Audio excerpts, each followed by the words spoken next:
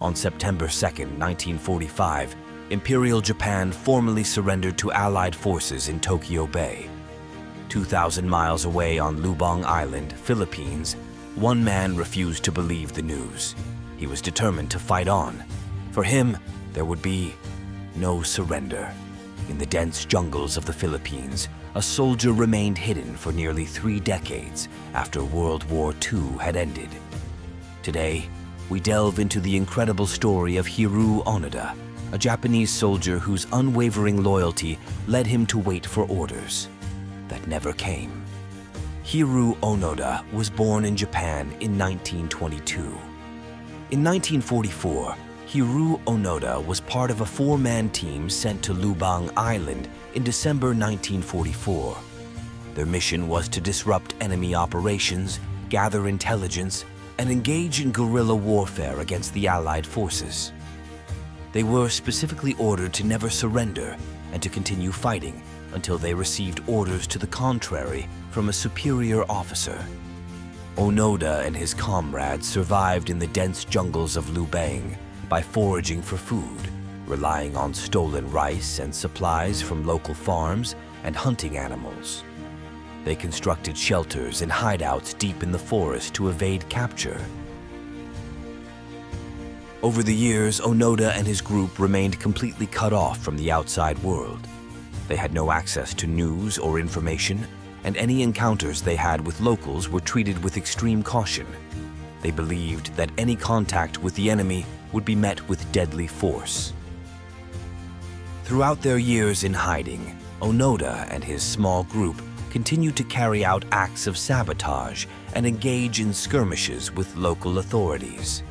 They believed these actions were in line with their orders to disrupt the enemy. Efforts were made by both Japanese and Philippine authorities to locate Onoda and inform him that the war had ended. Leaflets were dropped from airplanes, and loudspeaker announcements were made from helicopters, urging him to surrender.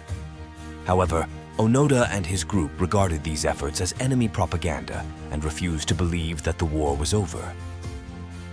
In 1974, Norio Suzuki, a Japanese adventurer, ventured to Lubang Island with the goal of finding Hiroo Onoda.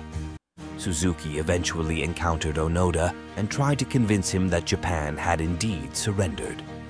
Onoda was still skeptical and insisted on seeing official orders from a superior officer. After Suzuki returned to Japan, efforts were made to locate Major Yoshimi Taniguchi, Onoda's former commanding officer, who had since retired from the military. Major Taniguchi flew to Lubang Island, met with Onoda, and personally issued the orders for his surrender. Onoda finally accepted these orders and laid down his arms. Hiroo Onoda's return to Japan in 1974 was a major event. He was hailed as a hero by some for his unwavering dedication to duty, while others questioned the wisdom of his actions given the circumstances. He had become a symbol of the past and the challenges of reconciling wartime duty with the passage of time. After returning to Japan, Onoda struggled to adjust to civilian life. He wrote a memoir about his experiences titled "No Surrender: My 30-Year War," and became involved in various outdoor and survivalist activities. He also established a nature camp in Brazil. Hiroo Onoda's story is a testament to the extreme lengths to which some soldiers will go to follow their orders and the challenges they face when those orders become outdated or impossible to fulfill. His unwavering commitment to his mission, even in the face of decades of isolation and hardship, made him a unique figure in the annals of military history. Hiroo Onoda's incredible story of loyalty and dedication continues to inspire.